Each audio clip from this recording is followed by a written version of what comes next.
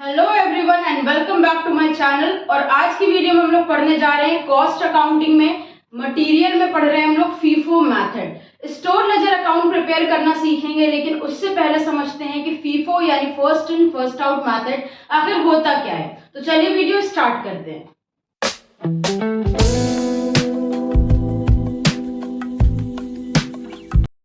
तो सबसे पहले हम समझते हैं कि फीफो मेथड आखिर होता क्या है। देखिए, आप सबको पता है कि फैक्ट्री में प्रोडक्शन होता है, तो प्रोडक्शन के लिए कहीं ना कहीं से तो मटेरियल खरीदना पड़ता है। जब मटेरियल खरीद कर आता है तो उसको कहाँ रखा जाता है? उसे स्टोर में रखा जाता है। तो स्टोर में रखा जाता है, फिर वहां से डिपार्टमेंट में इश्यू किया जाता है ताकि प्रोडक्शन हो सके। तो फैक्ट्री में मटेरियल आने और उसको प्रोडक्शन के लिए भेजने का जो काम होता है, उसका मेन सेंटर कहाँ है? स्टोर है। स्टोर में मटेरियल लाकर रखा जाता है और स्टोर से ही डिपार्टमेंट में इशू किया जाता है। तो स्टोर को क्या करना पड़ता होगा? स्टोर में जो अकाउंटेंट बैठता है उसे उस सारे मटेरियल का रिकॉर्ड रखना पड़ता होगा कि कितना मटेरियल आया और कितना मटेरियल डिपार्टमेंट में इशू किया गया और कितने मटेरियल का हमारा क्लोजिंग स्टॉक बचा है, यानी स्टॉक पड़ा हुआ है हमारे पास कितना है। तो स्टोर अकाउंटेंट ये सारी चीजें जो रिकॉर्ड करता है, उस बुक को हम कहते हैं स्टोर लेजर। ठीक है, स्टोर लेजर में वो ये सारी चीजें रिकॉर्ड करता है कि कितना सामान आया और कितना सामान गया, कितना नुकसान हुआ और कितना हमारे पास फ्रेश स्टॉक बचा हुआ है। ये सारी चीजें स्टोर लेजर अकाउंट में रिकॉर्ड कर जाती है। ये आपको समझ में आ गया। अब स्टोर लेजर में जब वो रिकॉर्डिंग करता है तो उसके कई सारे मेथड्स होते हैं, जिसमें से पहला और सबसे इंपॉर्टेंट मेथड, जो सबसे ज्यादा यूज किया जाने वाला मेथड है, वो है first in first out method यानी फीफो मेथड। तो फीफो मेथड यहाँ पर क्या कह रहा है, इसको समझने की कोशिश करते हैं। This method is based on the assumption that the material which are purchased first are issued first। First in first out method को इस assumption पर बनाया गया है कि वो मटेरियल जिसे पहले खरीदा गया है, जो पहले स्टोर में आया है, उसे स्टोर से पहले इशू करो, पहले निकालो। यानी जो पुराना वाला स्टॉक है उसे पहले स्टोर से इशू करना है। आगे बोल रहे हैं, in other words the material are issued at the oldest cost price listed in the store ledger account and thus the material in stock are valued at the latest price।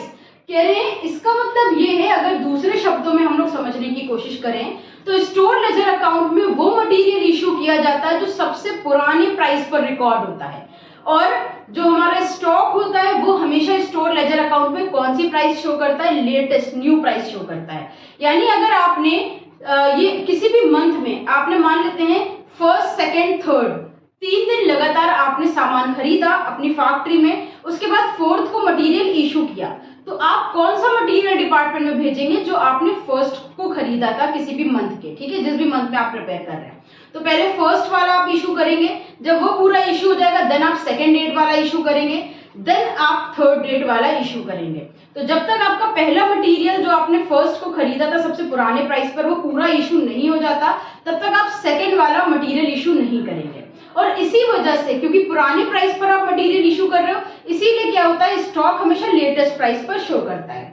Next line में कह रहे हैं, however an endeavour is made in this method that the material which run the risk of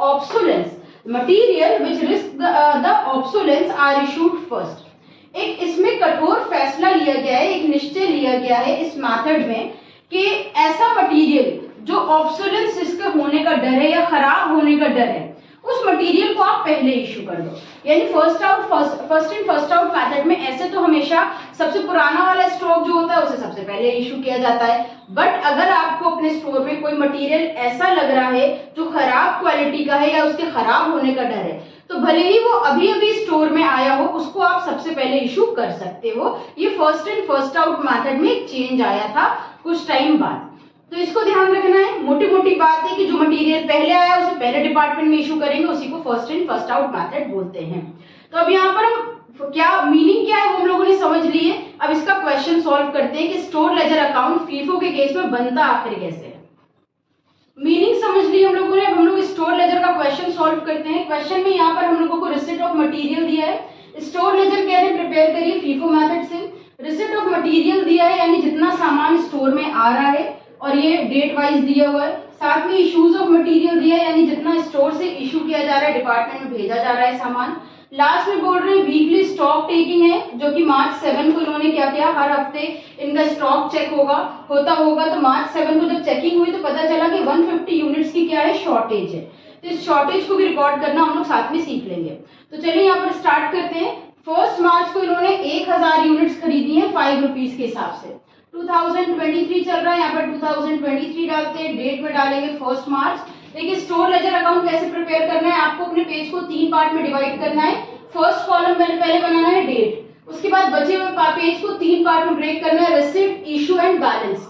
फिर हर column को, receipt को 3 part में break करना है, यूनिट रेट अमाउंट, इशू को भी 3 पार्ट में ब्रेक करना है, यूनिट रेट अमाउंट, और बैलेंस को भी 3 पार्ट में ब्रेक करना है आपको, यूनिट रेट अमाउंट।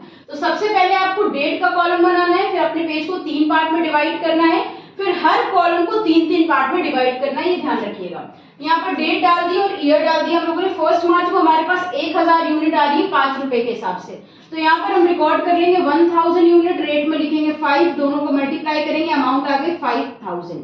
जितना भी आप रिकॉर्ड कर रहे हो, भले ही आप उसे रिसिप्ट में रिकॉर्ड कर रहे हो या इशू कर रहे हो, दोनों को बैलेंस में एडजस्ट करते जाना है। तो मेरे पास 1000 यूनिट आ गई है, तो बैलेंस में शो कर देते हैं 1000 यूनिट 5 रुपीज के हिसाब से कितनी हो गई 5000। हर डेट के बाद आपको क्या करना है, इस तरह से लाइन ड्रॉ करके इसको क्लोज कर देना है, ठीक। 1 मार्च के बाद फिर देखो 2 मार्च को हम 5000 यूनिट खरीद रहे हैं 6 रुपए के हिसाब से, तो इसको यहाँ रिकॉर्ड करते हैं। 2 मार्च 5000 यूनिट्स खरीद रहे हैं, वो भी 6 रुपीज के हिसाब से।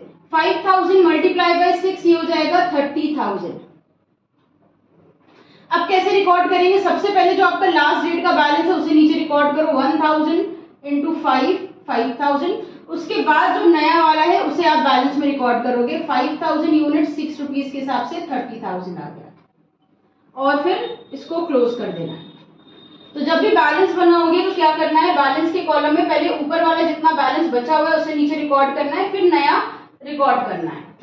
2 मार्च के बाद फिर 4 मार्च को देखो 3000 यूनिट्स इशू कर रहे हैं, डेट वाइज चलना है। 4 मार्च इशू कर रहे हैं तो इशू के कॉलम में लिखेंगे। 3000 यूनिट्स इशू कर रहे हैं तो किस तरह से इशू करेंगे, देखिए मेरे पास अभी 2 तरह का मटेरियल स्टोर में अवेलेबल है, तो हम क्या कर रहे हैं, फीफो मेथड अप्लाई कर रहे हैं। तो जो यूनिट्स पहले आई हैं पहले उन्हें इशू करेंगे। तो पहले कौन सी आई है, 1000 यूनिट्स आई है 5 रुपीज वाली, तो ये 5000 का मटेरियल हम पहले इशू कर देंगे। हमें 3000 इशू करनी थी, 3000 में से 1000 तो हमने 5 रुपए वाली भेज दी, अभी हमें 2000 और भेजनी है, तो वो हम इन 5000 में से भेजेंगे, यानी 2000 यूनिट हम 6 रुपीज वाली भेजेंगे। तो अभी मेरे पास मटेरियल कितना बचा, 1000 यूनिट्स पूरी इशू हो गई, 5000 में से 2000 चली गई, कितनी बची 3000 यूनिट्स, 18000 का हमारा बैलेंस हो गया। 4 मार्च के बाद फिर 6 मार्च को हमें 2000 यूनिट्स इशू करनी है, तो अब इन्हें रिकॉर्ड करते हैं। 6 मार्च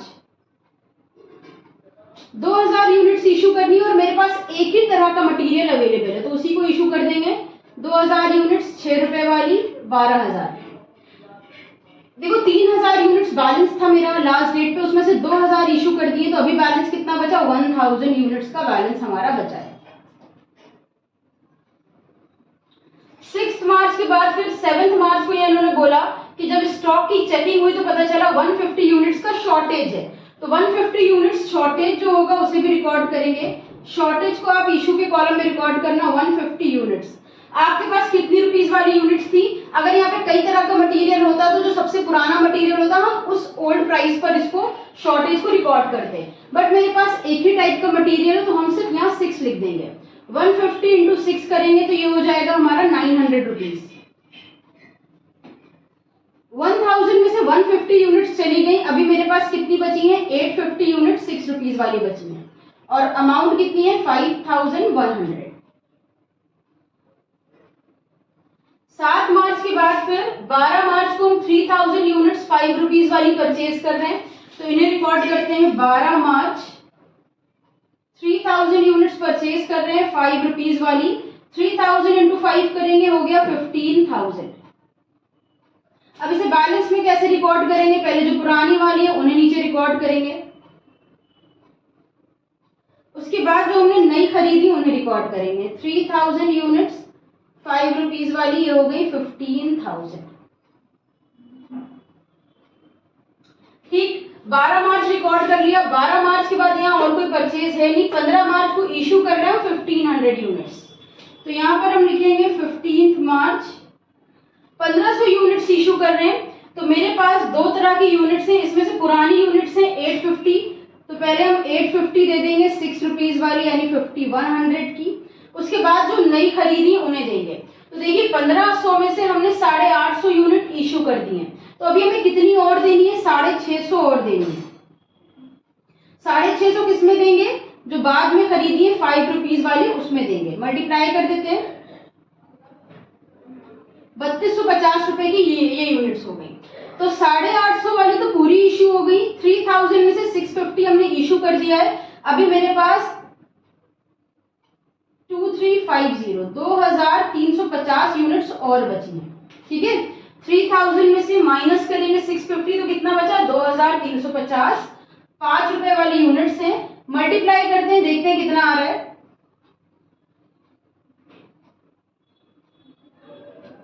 11,750 आ रहा है ये।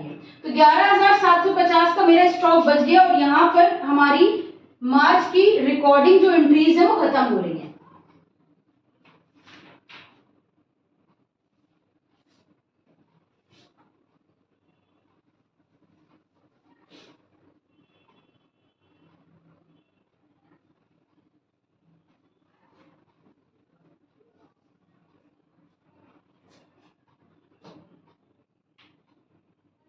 तो यहाँ पर हमारा क्वेश्चन कंप्लीट हो गया है। तो लास्ट जो बैलेंस बचा है 11,750, ये हो जाएगा हमारा क्लोजिंग स्टॉक। तो आपका क्लोजिंग स्टॉक हो गया 11,750 फीफो मेथड से। तो उम्मीद है फीफो मेथड का क्वेश्चन आपको समझ में आया होगा और आप easily store ledger account FIFO method से प्रिपेयर कर सकेंगे। अगर वीडियो पसंद आई हो तो इसे लाइक और शेयर करिएगा, किसी टॉपिक में डाउट हो तो कमेंट में बताइएगा। इंस्टाग्राम पर अगर फॉलो नहीं किया है अब तक तो फॉलो जरूर करिएगा। फिर मिलते हैं एक नई वीडियो के साथ। हमारे साथ जुड़े रहने के लिए और वीडियोस को देखते रहने के लिए थैंक यू।